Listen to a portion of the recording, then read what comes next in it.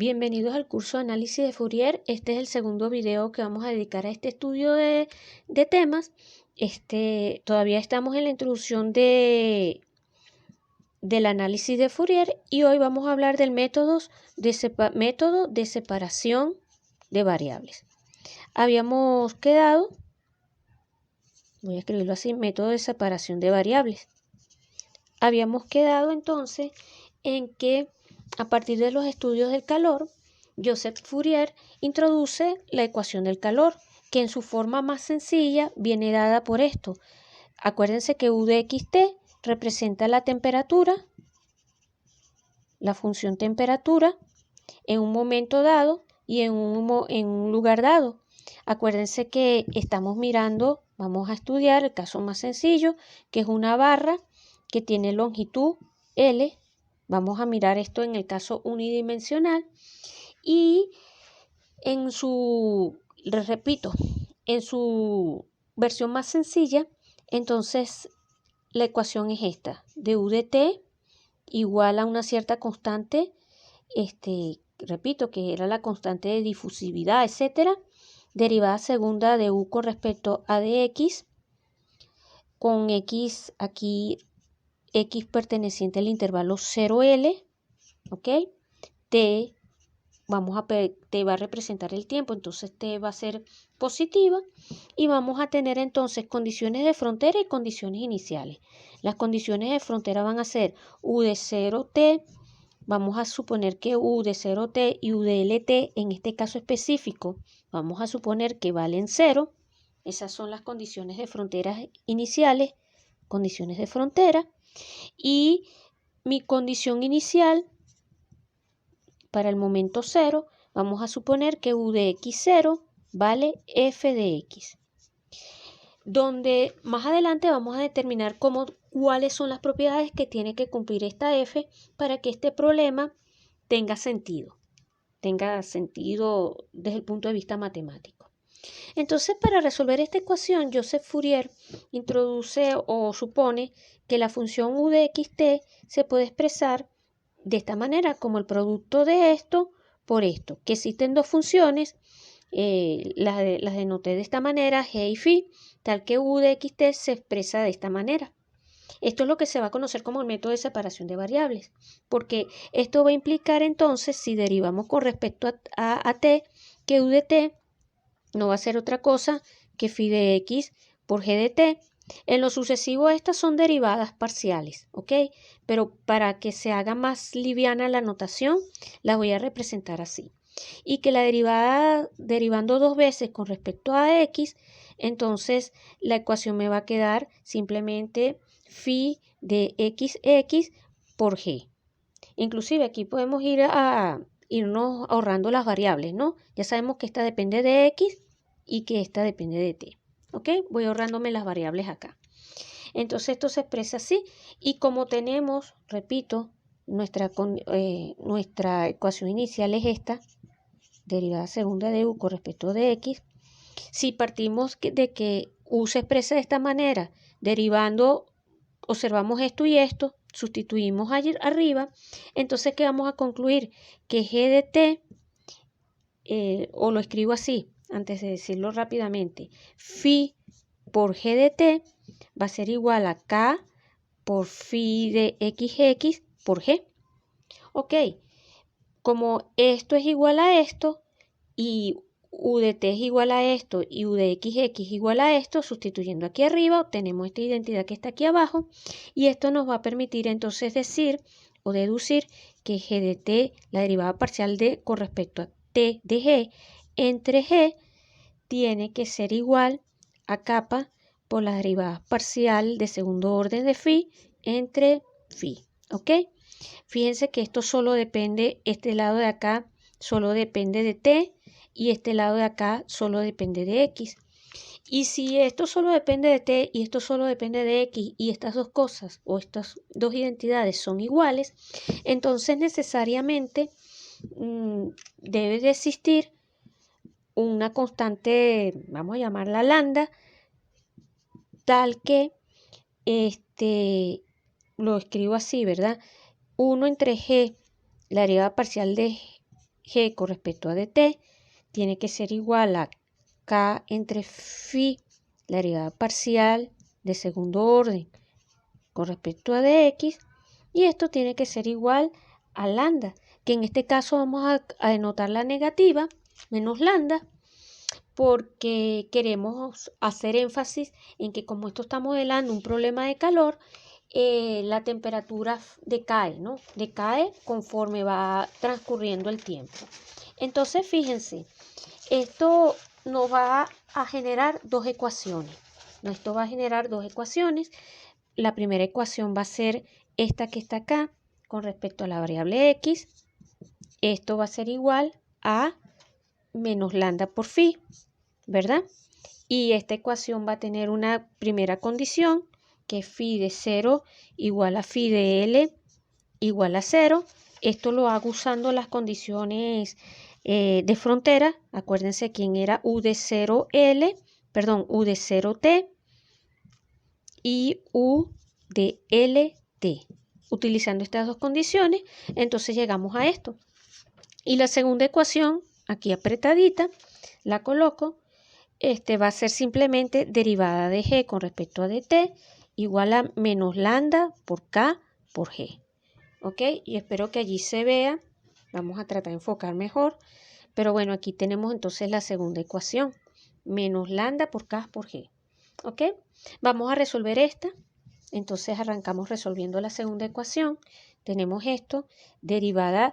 Y ahora voy a, como fíjense, aquí hay una cosa que he seguido manteniendo en la notación, pero que en este momento voy a corregir. G depende de t solamente y phi depende de x solamente. U depende de x y de t y hemos supuesto que U se puede escribir como phi por g. ¿Ok? Cuando yo derive, aquí tengo derivadas parciales, pero ya estas de acá no van a ser derivadas parciales, sino derivadas en el sentido que las conocemos. O sea, que la derivada de g con respecto a dt tiene que ser igual a menos lambda por k por g. Y esto simplemente es escribir esto. De g entre g va a ser igual entonces a, escribo menos lambda por k de t. Integramos ambos lados. Esto implica que el logaritmo de g va a ser igual a menos lambda k por t más una cierta constante. Vamos a llamarla, no sé, beta. ¿Ok? Y si aplicamos exponencial a ambos lados, g de t va a ser igual a una cierta constante c por exponencial de menos lambda por k por t. ¿Ok? Entonces tenemos acá un candidato a g. Esta la guardamos, esta solución la guardamos, miramos la otra ecuación, miramos ahora entonces estamos mirando derivada segunda de phi con respecto a dx cuadrado igual a menos lambda por phi. A esta ecuación, esta es una ecuación diferencial ordinaria de segundo orden. Si nosotros pensamos en una solución de esto, un candidato sería e a la rx. Y esto me genera un polinomio característico, o sea, sustituyendo esto aquí, esta expresión, este candidato en esta ecuación de acá, que vamos a obtener que esto nos va a generar r cuadrado exponencial de rx tiene que ser igual a menos lambda por exponencial de rx. O sea que r cuadrado más lambda va a ser igual a 0. Esto se cumple si solamente si exponencial r cuadrado más lambda vale 0. Este es el polinomio característico asociado a esta ecuación ordinaria, a esta ecuación diferencial ordinaria. Y entonces tenemos que en el caso, vamos a pedir que lambda sea mayor o igual que 0. Phi de x va a tener entonces esta expresión exponencial de más o menos raíz de lambda y por x. ¿Ok? Y esto me genera vía fórmula de Euler las siguientes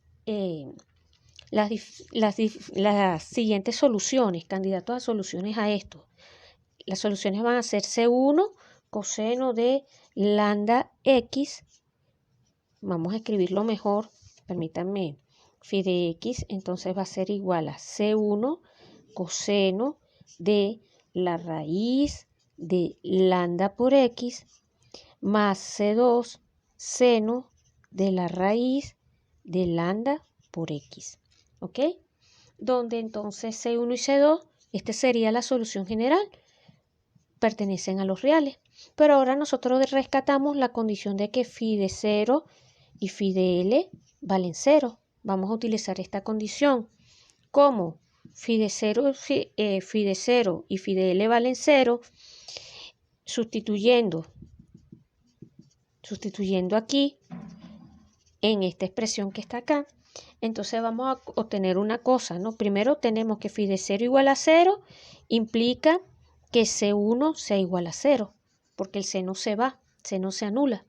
Y después phi de L igual a 0 va a implicar entonces que C2 por seno de... Porque fíjense, ahora con phi de L vale 0, me va a quedar vivo el otro valor, ¿no? Entonces C2 seno de raíz de lambda por L va a ser igual a 0. Y esto que está aquí, cuando despejemos, la única manera que esto se haga 0 es pidiendo entonces que seno de raíz de lambda por X sea igual a 0. Y esto me va a implicar entonces que raíz de lambda por L tiene que ser igual a n por pi. Viendo la gráfica del seno, donde se anula el seno, se anulan los múltiplos de pi. Por lo tanto, aquí, por razones de espacio borro, lambda tiene que ser igual a n pi entre L al cuadrado, con n perteneciente a los enteros. Dicho de otra manera, en este caso, la función phi va a venir dada por unas ciertas constantes, seno de n pi x entre L. ¿Ok? Con n perteneciente a todas las variaciones que yo quiera considerar. Ahora fíjense, ¿qué pasa cuando lambda es igual a 0? El caso lambda igual a 0 merece un estudio aparte. Si lambda vale 0, phi de x, la ecuación va a tener esta solución, C1 más C2 por x. Pero nuevamente, phi de 0 igual a 0 implica que C1 sea igual a 0 y phi de L igual a 0 implica que C2 por L vale 0. Esto implica que C2 tiene que ser igual a 0. Entonces, el caso lambda igual a 0 nos lleva a la solución trivial y mediante el principio de superposición, gracias, vamos a decirlo así, al principio de la superposición, vamos a obtener o vamos a concluir que cada solución va a tener una expresión de la forma b sub n, seno de n pi xl. Esto era lo que habíamos dicho, esta era nuestra phi multiplicado por la g de t, que en nuestro caso ya vimos que no es otra cosa que menos k. Aquí coloco el valor de lambda que es n pi entre L al cuadrado. ¿Ok? Todo eso multiplicado por t. Vamos a ver si ahí apretadito se ve. Es decir, el principio de superposición nos permite escribir esto de esta manera. ¿Ok? Y inclusive como son muchas, como el n puede variar como yo quiera, el n lo podemos pedir variando entre los naturales, u de xt me va a quedar entonces como la suma para n igual 1 hasta infinito, ¿de qué cosa? De los b sub n, inclusive permítame escribirlo un poquito más chiquito para que se pueda ver, u de xt, insisto, va a ser la suma para n igual 1 hasta infinito, de b de n, acá me va a quedar el seno de n pi x entre L, y acá lo que les decía, exponencial de menos k, si no se vio bien antes, espero que ahora sí se vea bien, n pi entre L elevado al cuadrado por la variable t. Y esta va a ser mi solución, mi candidata a solución a la ecuación del calor. Ahora estamos utilizando, nos falta mirar esto, como U de X evaluada en 0 es igual a F de X, vamos a obtener entonces que F de X tiene que ser una función que se puede expresar de esta manera. Suma desde n igual 1 hasta infinito de b sub n seno, y aquí quedaría n pi x entre L. Estos que están acá, estas primeras expresiones que están acá, permítanme escribirlo así, por un momento, miremos el lado derecho, miremos este lado de la fórmula. Esto es lo que vamos a conocer o vamos a notar como series de Fourier de senos porque aquí aparecen solo senos, solo funciones senos, aparecen solo senos trigonométricos. Series de Fourier de senos de la función f. ¿Ok?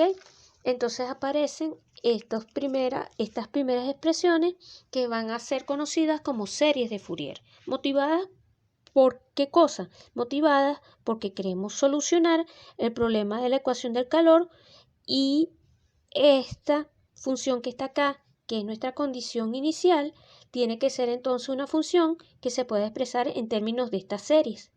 Estas son series de funciones, como pueden ver. Son series de funciones donde, recuerden, el x pertenece a un intervalo 0L y queremos entonces aquí responder varias cosas. ¿Cómo tiene que ser la f? ¿Qué pasa con esta serie? ¿En qué sentido es esta igualdad que está aquí? Si podemos sustituir estos senos por otras funciones. ¿Cómo se calculan estos coeficientes? Si estos coeficientes dependen de la función o no dependen. ¿Qué pasa con esta serie? Por ejemplo, así, olvidémonos entonces de todo lo demás y miremosla como una serie de funciones. ¿Qué pasa con esta serie? ¿Cuándo esta serie converge? ¿Dónde converge? ¿Qué tipo de convergencia está asociada a esa serie? Etcétera. Bueno, todas estas preguntas serán respondidas a lo largo del curso.